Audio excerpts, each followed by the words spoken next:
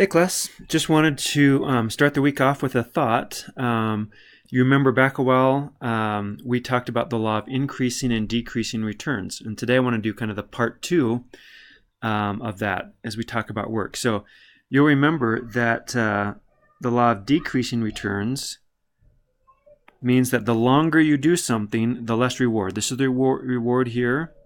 And the longer you do it, the less reward that you have. So you have a lot of reward at first, and then you have a small reward at the end. That's like food and addictions and watching TV, stuff like that sort of like waste your time. Then we remember that on the increasing rewards, that the longer you did something, the more work you put into it, the better the reward got. And so it might start hard, like learning a new instrument, but it would get better the longer that you did it.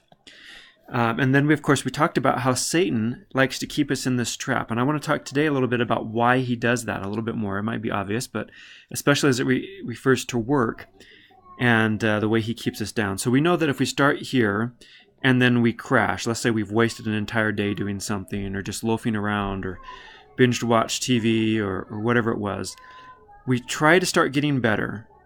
And then that's when he reminds us, say, hey, why don't you go back to that thing that made you happy, even though it was short term? Just go back there, get happy for a little minute. I mean, anything's got to be better than this here, right? And so we talked about how he just keeps us in this loop over and over again.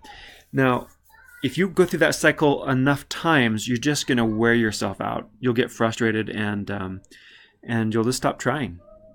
And Satan knows that. But there's another important factor about this. This whole experience is focused on you. All of the focus, everything you are doing over here is about you, right? You're the one that wants the reward. You're the one who keeps coming back to those things over and over again.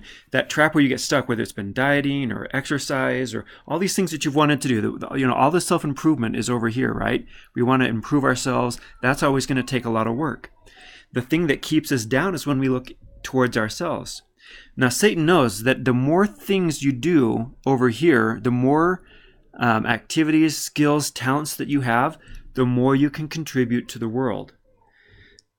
So Satan doesn't want us to be very capable, right? The thing that happens is that when you're over here, your focus is others. Because you're like, I have something to share. I have something I want to give other people. When you feel the most joy and happiness, it's usually because you've been focused on other people. Well, having a lot of skills over here, abilities and talents, helps you, it empowers you to be able to help others. Now, Satan knows this is what's going on, right?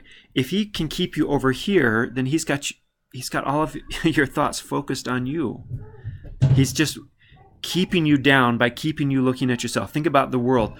When the world tells you to be happy, they think about how to win friends and influence people, how to have a better self-esteem. That's not what the Savior says. The Savior says, forget yourself, lose yourself, and you shall find yourself. Well, you find yourself as you help others. So Satan does not want people to be capable. He does not want you to succeed. He doesn't want you to be happy, right? The guy's a jerk. And so one of the things that we have to keep in mind is that the part two of this increasing returns is that not only do we feel happiness and joy over here because we have developed talents and we've become more capable, but it's when we use that to help others. And there is no way to get to there except by work, right? This is self-reliance. This is self-reliance over here on this side of the spectrum. This is dependency, right? I'm dependent on other people to make me happy.